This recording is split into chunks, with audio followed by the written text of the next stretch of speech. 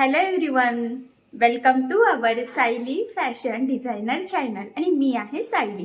तर तुम्हा सर्वांचं आपल्या आजच्या नवीन अशा छानशा व्हिडिओमध्ये मी मनापासून खूप खूप स्वागत करते. तर कसे आहात तुम्ही? नक्कीच मस्त आणि मजेत असणार आहे. आणि आज मी तुमच्यासोबत खूप सुंदर अशी latest trending blouse design share करणार आहे. आणि आता सध्या ह्या ब्लाऊज डिझाईनचं खूप ट्रेंड चालू आहे. आणि सगळ्यात महत्त्वाचं म्हणजे मी तुम्हाला ह्या संपूर्ण ब्लाऊज डिझाईनची कटिंग आणि स्टिचिंग अतिशय सावकाश स्टेप बाय स्टेप आणि खूप काही महत्त्वाच्या टिप्स अँड ट्रिक्स आहेत सांगणार आहे, जेणेकरून तुम्हाला आपला आजचा हा व्हिडिओ बघून अशी छानशी लेटेस्ट ट्रेंडिंग न्यू लुक मधली ब्लाऊज डिझाईन सहज बनवता येईल. आणि याची पद्धत इतकी सोपी आहे की बायचान्स जरी तुम्ही कोणी नवीन शिकत असाल तरी सुद्धा तुम्हाला आपला आजचा हा व्हिडिओ बघून अशी छानशी ब्लाऊज डिझाईन बनवणं खूपच सोपं जाईल. ठीक आहे, सो चला मग आता वेळ न घालवता आपण आपल्या आजच्या छानशा व्हिडिओला सुरुवात करूयात. आणि हा व्हिडिओ तुम्ही स्किप न करता पूर्ण नक्की बघा, जेणेकरून तुम्हाला आपला आजचा हा व्हिडिओ बघून अशी डिझाईन बनवणंच नाही तर ती प्रॉपर फिनिशिंग सहित कशी बनवावी हे देखील सहजच लक्षात येईल. ठीक आहे, तर हे बघा, इथे तुम्ही बघू शकतात की हा आहे ब्लाऊज पीस. छान असा काठपदर साडीवरचा ब्लाऊज आहे. काठही मस्त आहे आणि मी तुम्हाला साडीही दाखवते. खरं तर साडी पण खूप सुंदर आहे, ऑरेंज कलरची आहे आणि मी दाखवलं तसं ब्ल्यू कलरचा ब्लाऊज पीस आहे. सो कलर कॉम्बिनेशन खूप सुंदर आहे. साडीचा पोत वगैरे सगळंच मस्त आहे. सो यावर मॅच होणारी खूप छान अशी काठ आणि साडीचा कपडा वापरून आज आपण डिझाईन बनवणार आहोत. तर बघा, खरं तर इथे मी अस्तरचा बॅक पार्ट आणि ब्लाऊजचा बॅक पार्ट असं दोन्हीही कटिंग करून घेतलेलं आहे. आणि सगळ्यात आधी मी तुम्हाला याची माप कशी आहेत ते सांगते, म्हणजे तुम्हाला तुमच्या मापानुसार या डिझाईनसाठी कशा पद्धतीने मार्किंग, कटिंग, स्टिचिंग करावी तर हे सहजच लक्षात यावं यासाठी. तर बघा मग, हा जो काही ब्लाऊज आहे तर या ब्लाऊजची जी काही उंची आहे तर ती आहे इथे 13 अधिक 1 इंच मार्जिन, असं टोटल आपण 14 इंचाला इथे मार्किंग करून घेतलेली आहे. त्यानंतर इथे आपण टाकलेला आहे 2.5 इंचाची गळा रुंदी आणि 5.5 शोल्डर. तर बघा, इथे 5.5 ला मार्किंग केलेली आहे. आणि याचा जो काही मुंडा आहे तर तो आपण इथे घेतलेला आहे 5.25 इंचाचा. आणि 1.5 ला मार्किंग करून बॅक साईडच्या मुंड्याचा शेप सुद्धा इथे देऊन घेतलेला आहे. त्यानंतर इथून घेतलेला आहे आपण छातीचा चौथा भाग, म्हणजे 8.5 अधिक 2 इंच मार्जिन, असं टोटल 10.5 ला मार्किंग करून या बॅक पार्टची आपण इथे खरं तर कटिंग करून घेतलेली आहे. त्यानंतर बॅक साईडच्या टक्स पॉईंटची मार्किंग केली. 2 इंच आपलं जे काही मार्जिन होतं, तुमचं 1.5 असेल तर 1.5 तेवढं सोडून मग तिथपर्यंत सेंटर पर्यंत पासून, म्हणजे तिथून सेंटर पर्यंत किती आहे माप तर त्याचं निम्म घ्यायचं आणि अर्धा इंच साईडनी मार्क करायचं. तर अशा पद्धतीने टक्स टाकायचा आहे. जे कुठलीही साईज असो, मेथड एकच आहे. ठीक आहे, तर टक्स पॉईंटची सुद्धा मार्किंग करून घेतली. त्यानंतर याचा जो काही गळा आहे तर त्याची सुद्धा सिंपल गोल गळा आपण इथे मार्किंग केलेली आहे. तर बघा, गळा म्हणजे मागचा गळा होता 8, अर्धा इंच मार्जिन, असं टोटल आपण इथे 8.5 ला मार्किंग करून घेतलेली आहे. हा बॉक्स ड्रॉ केला आणि क्रॉस मध्ये 1 ला मार्किंग करून गोल गळ्याचा शेप सुद्धा दिलेला आहे. खरं तर आता गोल गळ्यावर आपण खूप सुंदर डिझाईन बनवणार आहोत, कारण बऱ्याचदा कस्टमरला गोलगळा हा खूप आवडत असतो आणि त्यावर ट्रेंडिंग अशी डिझाईन कशी बनवावी हे सुचतच नाही. तर ही डिझाईन तुम्ही नक्कीच ट्राय करू शकतात. तर मी थोडंसं डार्क करते जेणेकरून तुम्हाला ते क्लिअर दिसावं.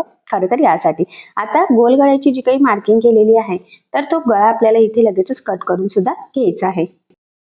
तर बघा, मग ब्लाऊजचा बॅक पार्ट साईडला ठेवते आणि जी मार्किंग केलेली आहे एक्झॅक्टली त्यावरच आपल्याला इथे कटिंग करून घ्यायचं आहे. ठीक आहे, तर परफेक्ट असा गोलाकार गळा आपला इथे रेडी झालेला आहे. आणि आता आपल्याला सगळ्यात आधी अस्तर आणि ब्लाऊज पीसचा बॅक पार्ट एकमेकाला इथे जोडून घ्यायचा आहे. तर ही आपली बेसिक स्टेप आहे. तर बघा, मग त्यासाठी सगळ्यात आधी आपल्याला जो काही आपला ब्लाऊजचा बॅक पार्ट आहे तर तो सरळ ठेवायचा आहे. त्यावर आपण कटिंग केलेला अस्तरचा बॅक पार्ट ठेवायचा आहे बघा. आणि सेंटरला एक पिन लावून घेऊयात. आणि दोन्ही साईडच्या शोल्डरला सुद्धा एक एक असा टोटल 3 पिना लावून घ्यायच्या आहे, जेणेकरून स्टिच करताना आपलं तिरकं वगैरे जाणार नाही. त्याचबरोबर गळारुंदी सुद्धा एकदा मोजून घ्यायची आहे, जेणेकरून आपल्याला ते स्टिच करताना प्रॉब्लेम येणार नाही आणि शोल्डर उतरण्याचे चान्सेस पण राहणार नाही.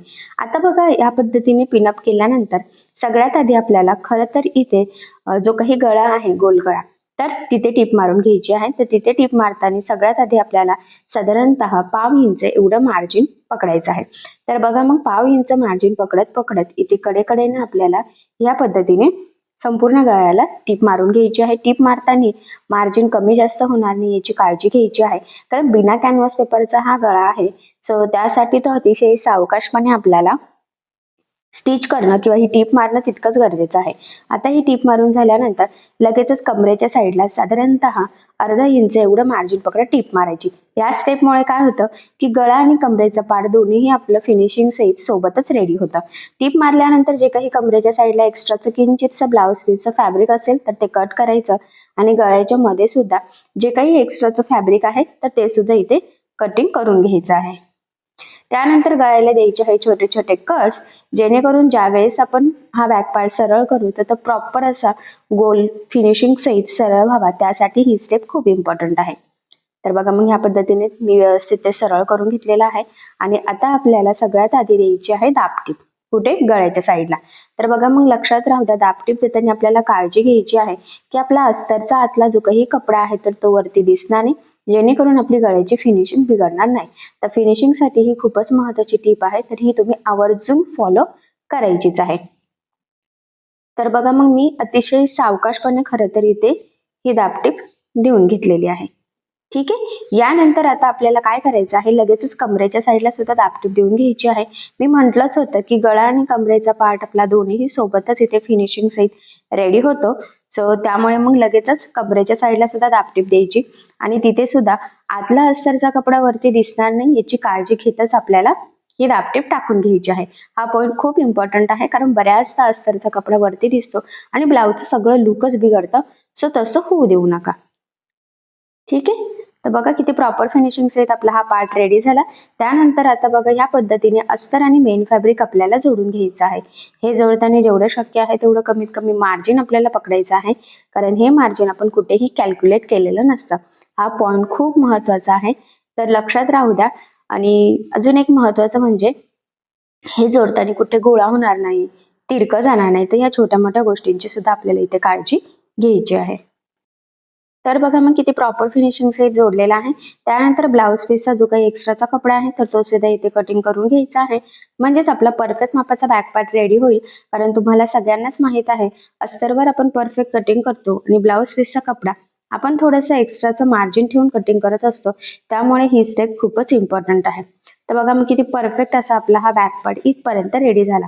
त्यानंतर सेंटर पॉईंटची मार्किंग केलेली आहे आणि किती डिस्टन्स आहे तर तो एकदा मोजून घ्यायचा आहे. तर वरती आणि खाली अर्धा अर्धा इंच आपल्याला खरं तर सोडून घ्यायचं आहे. इथे बघा जास्त सोडलं तरी सुद्धा चालणार आहे.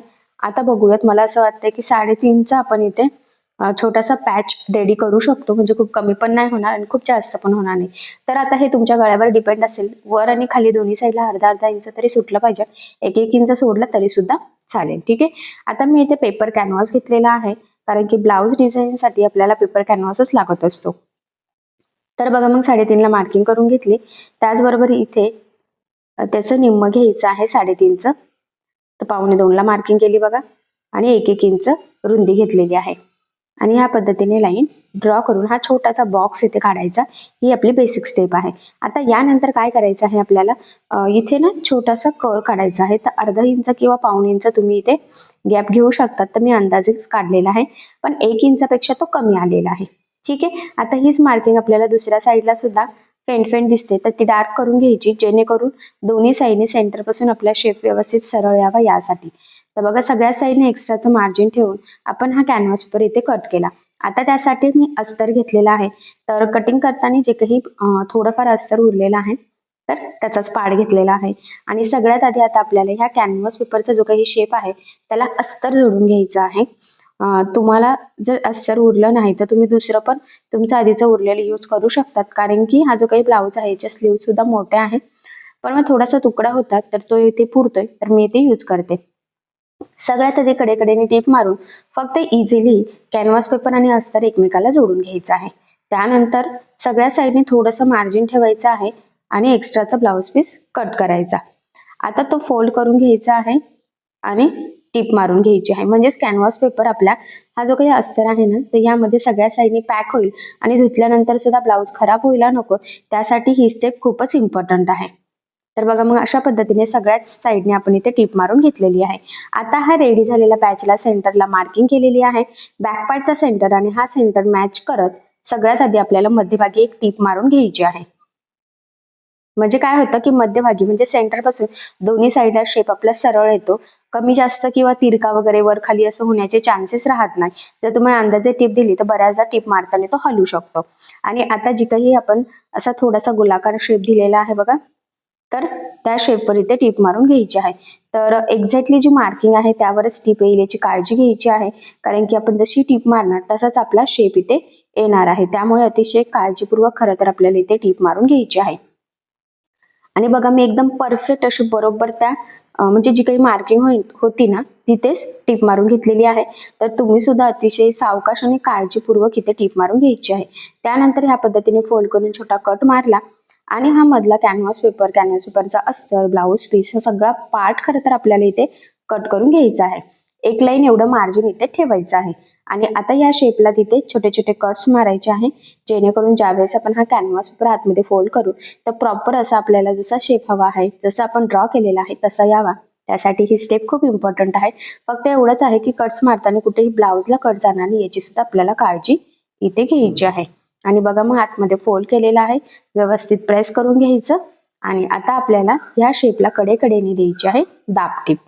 तर बघा मग इथे दाबटीप देताना सुद्धा काळजी घ्यायची आहे की जो काही कॅनव्हास पेपर वगैरे लावलेला आहे ना तर त्याचा अस्तर वरती दिसणार नाही, म्हणजे आपल्या ब्लाऊजची डिझाईनची किंवा हा जो काही शेप आहे त्याची फिनिशिंग बिघडायला नको.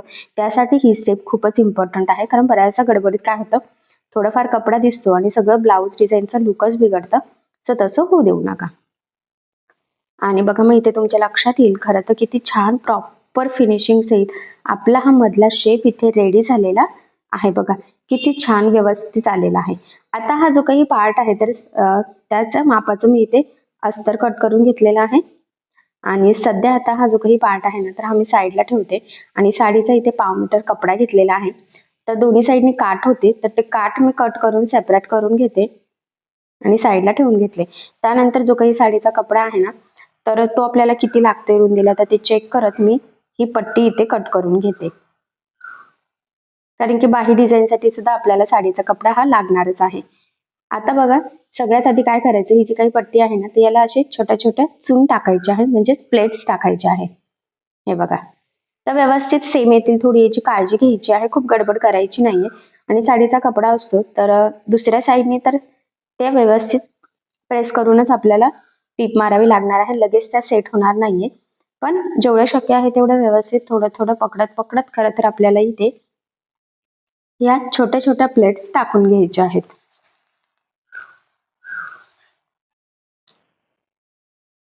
ठीक आहे. आणि त्यानंतर जे काही अस्तर आहे ना तर ते बघायचं आहे आणि त्याच्या बरोबर लांबीचे आपल्याला प्लेट्स टाकत टाकत हा पार्ट खरं तर इथे रेडी करायचा आहे. आता जेवढं होतं तेवढं सध्या झालेले आहेत प्लेट्स. तर दुसऱ्या साईडच्या सुद्धा जेवढं शक्य आहे तेवढं मी इथे सेट करत करत टीप मारून घेते. बघा तसं थोडं अवघड जातं, कारण की साडीचा कपडा असतो तो व्यवस्थित सेट होत नाही. काही काही कपडे लवकर सेट होतात, काही काही लवकर होत सुद्धा नसतात. तर बघा मग व्यवस्थित मी थोडं थोडं पकडत खरं तर ह्या प्लेट सेट करत करत इथे ही टीप मारून घेतलेली आहे. ठीक आहे. आता हे आपल्याला अस्तरला म्हणजे जो काही अस्तर आपण जॉईन केलेला आहे ना त्यासाठी आपल्याला हे व्यवस्थित लावून घ्यायचं आहे. आता आपल्याला तयार झालेला हा पार्ट अस्तर सहित पॅक करून घ्यायचा आहे. ठीक आहे. हे बघा ह्या पद्धतीने आता कडेकडेने म्हणजे चारी बाजूने करत आपण इथे टीप मारून घेऊयात, जेणेकरून ते व्यवस्थित आपला सगळ्या प्लेट सेट होतील आणि डिझाईन प्रॉपर अशी फिनिशिंग सहित रेडी व्हावा यासाठी. ठीक आहे. कुठे गोळा होणार नाही, तिरका जाणार नाही, तर या छोट्या मोठ्या गोष्टींची सुद्धा खरं तर इथे आपल्याला काळजी घ्यायची आहे. आता हे जोडून झाल्यानंतर जे काही एक्स्ट्राचं दिसते तर ते सगळंच आपण इथे कटिंग करून घेऊयात. त्यानंतर आता आपण जो काही आपला बॅक पार्ट आहे तिथे व्यवस्थित सेट होतंय का, बसतंय का ते चेक करायचं तर बरोबर आहे. ठीक आहे. आता काय आहे की हा जो काही पार्ट आहे ना तर मी बघा इथे मार्किंग करून घेतलेली आहे आणि आता ते फोल्ड करून सिंपल टीप मारूयात, म्हणजे तो कसा ना बॅक पार्टला खालच्या साईडने पण दिसणार नाही. त्याचबरोबर ही टीप मारल्याने त्याचा एक फायदा हा आहे की आपले धागे निघण्याचे चान्सेस राहणार नाही. तुम्ही इथे डायरेक्ट इंटरलॉक सुद्धा करू शकतात. आता मी ब्लाऊज कम्प्लीट झाल्यानंतरच इथे इंटरलॉक खरं तर करणार आहे, कारण करावंच लागेल, नाही तर धागे निघून निघून ब्लाऊज लवकर खराब होईल. आणि बघा मग हा तयार केलेला छान छोटासा पॅच आपल्याला ह्या पद्धतीने इथे मध्यभागी लावून घ्यायचा आहे. तर जी काही दाबटीप दिलेली होती ना तर बरोबर त्याच लेवलमध्ये इथे टीप मारून घेणार आहोत आपण. हे बघा, अतिशय सावकाश दाखवते मी तुम्हाला, जेणेकरून तुम्हाला खरं तर ना आपला हा व्हिडिओ बघून अशी छान ट्रेंडिंग न्यू लुक मधली डिझाईन सहज बनवता यावी यासाठी. हे बघा, तर किती छान छोटासाच घेतलेला आहे खरं तर मी मधला शेप. तुम्हाला थोडासा ब्रॉड घ्यायचा असेल तर तुम्ही घेऊ शकता, पण मला काही तेवढी गरज वाटली नाही, कारण की काठ पण दिसला पाहिजे आणि काठाच्या मध्ये हा तयार झालेला छोटासा पॅच, तो सुद्धा साडीचा कपडा, म्हणजे ते कॉन्ट्रास्ट कलर कॉम्बिनेशन ना खरं तर खूप सुंदर दिसतंय. सो अशी डिझाईन गोलगळ्यावरची तुम्ही सुद्धा नक्की ट्राय करून बघा. आता बघा इथपर्यंत हे रेडी झालेलं आहे आणि यानंतर काय करायचं आहे आपल्याला, इथे ना एक लेस लावायची आहे. खरं तर तुम्ही तुमच्या आवडीनुसार कुठलीही लेस लावू शकतात, पण याचा काठ आहे ना तर तो सिल्वर येतोय, त्यामुळे याला गोल्डन लेस मॅच होत नाहीये. मग मी ते सिल्वर लेस लावून घेते. आता बघा महत्वाचा पॉइंट आहे तो म्हणजे लेस लावताना ज्या कलरची लेस असेल त्याच कलरचा धागा यूज करायचा. मी नेहमी सांगत असते, फिनिशिंगसाठी ते खूप इम्पॉर्टंट आहे. सो सगळ्यात आधी इथे मी धागा ओवून घेते आणि आता ही लेस लावायला सुरुवात करते. तर बघा हा मधल्या शेपसाठी ना मी एकदम बारीक अशी लेस घेतलेली आहे. खूप ब्रॉड घेतलेली नाहीये, कारण की ती कानाकोपऱ्यावर व्यवस्थित फोल्ड होणं तितकंच गरजेचं आहे आणि या कोपऱ्यावरती आपल्याला व्यवस्थित फोल्ड सुद्धा करायची आहे बघा.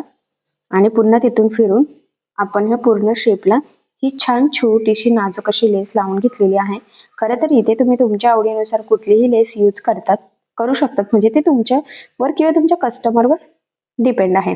आणि बघा ही लेस लावल्यावर ह्या लेसला मी डबल टिप देते. मी नेहमीच सांगत असते, लेस म्हणजे जाड बारीक कशीही असो, शक्यतो त्याला डबल टिप देत चालायची. त्याचे 2-3 फायदे असतात. महत्वाचं म्हणजे लेस पॅक लागली जाते, ती वरती तरंगत सुद्धा नाही आणि सगळ्यात इम्पॉर्टंट म्हणजे फिनिशिंग सुद्धा खूप सुंदर येते. तर बघा किती छान प्रॉपर फिनिशिंग आहेत. आपण ही लेस लावलेली आहे. त्यानंतर आता तशीच सिल्वर कलरची लेस मी इथे गळ्याला सुद्धा लावून घेते. खरं तर ती बारीक लेस ना माझी संपत आली होती, सो त्यामुळे मी फक्त त्या शेपलाच लावलेली आहे आणि वरचा जो काही गोलाकार शेप आहे तिथे थोडीशी ब्रॉड आहे, वेगळी म्हणजे थोडंसं वेगळी डिझाईन आहे, पण ती लेस इथे घेतलेली आहे. कारण की आता दुकानात जाणं म्हटलं की मग आता इथेच माझा हे जे काही डिझाईनचं काम आहे तर हे थांबलं असतं. सो म्हटलं असो, ही लेस सुद्धा मॅच होते आणि शेपला तर बारीक लावलेली आहे, सो त्यामुळे मग गळ्याला थोडीशी ब्रॉड लावू शकतो, असंही लुक छान येईल. आता तुम्ही सेम पण लावू शकतात किंवा वेगवेगळी सुद्धा यूज करू शकता, ठीक आहे. तर ते तुमच्यावर किंवा तुमच्या कस्टमरवर डिपेंड आहे. आता ही जी काही लेस आहे ते इथे सुद्धा बघा मी डबल टिप देऊन घेते, जेणेकरून ती लेस व्यवस्थित पॅक लागली जाईल प्रॉपर फिनिशिंग सहित. आणि बघा मग फायनली गळ्याच्या साईडने सुद्धा आपण खूप छान अशी इथे लेस लावून घेतलेली आहे आणि किती छान असं लुक सुद्धा खरं तर इथे आलेला आहे. सो फायनली मधला शेप आणि वरचा गोलगळा दोन्ही ठिकाणी मस्त असं सिल्वर कलर कॉम्बिनेशनची लेस यूज केलेली आहे. खाली कमरेच्या साईडला लावायची असेल तर लावू शकतात, नाही लावली तरी चालेल. आता खाली तर काटच आहे, त्यामुळे मी तर काही इथे लेस लावत नाहीये. जर तुमच्या ब्लाउजला काट नसेल तर तुम्ही खाली पण बॉर्डरला एखादी लेस लावू शकता, ठीक आहे. आता इथपर्यंत झाल्यानंतर आपल्याला इथे बॅक साईडला टाकायचे आहे टक्स. तर ते टक्स टाकून घेऊयात आता आपण. त्याआधी इथे मी नॉट लावून घेते. तर बघा रेडीमेड सिल्वर कलरची नॉट आपल्याला यूज करायची आहे. एका ब्लाऊजसाठी 1 मीटर नॉट सफिशियंट असते आणि बरोबर सेंटरमधून ती कट करायची. खरं तर याला फॅब्रिकचे लटकन बनवायचे आहेत की रेडीमेड तर हे अजून डिसाइडेड नाहीये, त्यामुळे मी सध्या फक्त नॉट लावून ठेवते. जर फॅब्रिकचे लटकन बनवणार असेल तर तुमच्यासोबत मी नक्कीच शेअर करेल आणि जर रेडीमेड असेल तर रेडीमेड, ठीक आहे. आता बघा ते एक साईडला लावून घेतलेलं आहे. तीच मार्किंग आता आपल्याला दुसऱ्या साईडला सुद्धा करून घ्यायची आहे आणि तिथे सुद्धा व्यवस्थित ते डबल टिप देऊन पॅक करून घ्यायचे आहे, कारण ते निघायला नको. बऱ्याचदा काय होतं की आपण एकच टिप मारतो आणि ते व्यवस्थित पॅक होत नाही, सो तसं होऊ देऊ नका, ठीक आहे. तर बघा मग अशा पद्धतीने छान असं आपण हे नॉट परफेक्ट लावून घेतलेले आहे. मी म्हटलं की लटकनचा अजून काही डिसाईड नाहीये आणि आता यानंतर आपण इथे बॅक साईडला टक्स टाकून घेऊयात. खरं तर इथे आपण टक्स पॉईंटची मार्किंग ऑलरेडी केलेलीच आहे. ती मार्किंग बघा फेंट फेंट दिसते, तर पट्टीच्या सहाय्याने फक्त ती थोडी डार्क करून घेऊयात आणि मग ती जी काही लाईन ड्रॉ केली आहे त्यावर ह्या पद्धतीने फोल्ड करत अर्धा इंच असं मार्जिन पकडत तिरका टक्स आपल्याला इथे टाकून घ्यायचा आहे. तर तो आपण इथे टाकून घेऊयात. टक्सला सुरुवातीला आणि शेवटी डबल टिप देऊन लॉक करायचा आहे.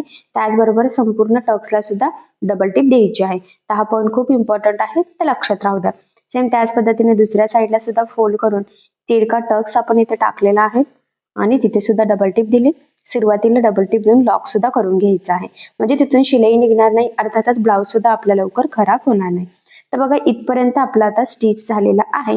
आता पुढे काय करायचं एकदम महत्वाचा पॉईंट आहे, तर तो मी तुम्हाला सांगते. तर बघा मग आता आपण जी डिझाईन बनवलेली आहे मध्ये तिथे सेंटरला एक मार्किंग करायची आहे आणि आपल्याला इथे मोती लावायचे आहे. तर मोती म्हणजे व्हाईट कलरचे मणी, लक्षात राहू द्या. का? कारण आपल्या सिल्वर कलरची लेस यूज केलेली आहे, काठ सुद्धा सिल्वर आहे. जर गोल्डन असते तर आपण गोल्डन मनी इथे यूज केले असते. आणि मी एकदम बारीक साईजचे इथे घेतलेले आहे. तुम्ही यापेक्षा थोडे मोठे मीडियम साईजचे सुद्धा घेऊ शकतात, पण मला इथे एकदम छान छोटेसे नाजूक हवे होते, सो त्यामुळे मग मी इथे छोटेसेच घेतलेले आहे. ठीक आहे. तर बघा सुई धाग्याने व्यवस्थित एका एका प्लेट्समध्ये ते मणी लावून घेतले. इथे गाठ टाकून घ्यायची आहे आणि फायनली बघा मग किती छान असं न्यू ट्रेंडिंग लुक सहित आपली ही काठपदर साडीवर काठ आणि साडीचा पाव मीटर कपडा यूज करून गोल गळ्यावर खूप सुंदर अशी ट्रेंडिंग डिझाईन तयार झालेली आहे. सो अशी छानशी डिझाईन तुम्ही नक्की ट्राय करून बघा. नक्कीच या डिझाईनमुळे आपल्या साडीला आणि ब्लाऊजला खूप सुंदर असे लुक येईल. सो ब्लाऊजचं फायनल लुक मी तुम्हाला दाखवते. तर बघा मग फायनली आपला ब्लाऊज कम्प्लीट झालेला आहे आणि तुम्ही इथे बघू शकता की किती सुंदर अशी ही डिझाईन दिसते.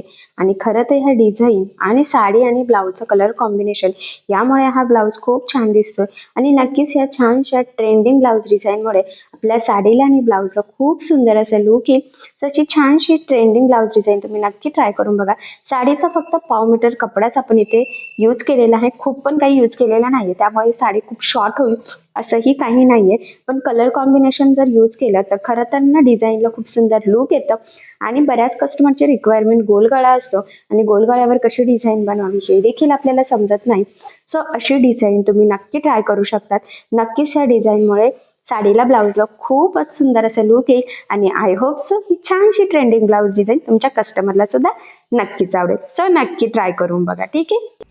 तर बघा मग आज मी काय शिकवलेलं आहे तर हे नक्कीच तुमच्या लक्षात आलेलं असेल. असंही मी तुम्हाला अतिशय सावकाश स्टेप बाय स्टेप आणि खूप काही महत्त्वाच्या टिप्स अँड ट्रिक्सही सांगण्याचा प्रयत्न केलेला आहे, जेणेकरून तुम्हाला आपला आजचा हा व्हिडिओ बघून अशा पद्धतीने कटिंग स्टिचिंग सहजच करता यावी. आणि या व्यतिरिक्त जर तुम्हाला काही प्रश्न पडत असतील, काही प्रॉब्लेम्स असतील तर मला कमेंट करून नक्कीच कळवा. मी तुमच्या प्रश्नाचे उत्तर देण्याचा नक्कीच प्रयत्न करेन. ठीक आहे. सो चला मग आता आपण आपला आजचा छानसा व्हिडिओ इथेच थांबूयात. आणि तुम्हाला आपला आजचा व्हिडिओ कसा वाटला हे मला कमेंट करून नक्की कळवा.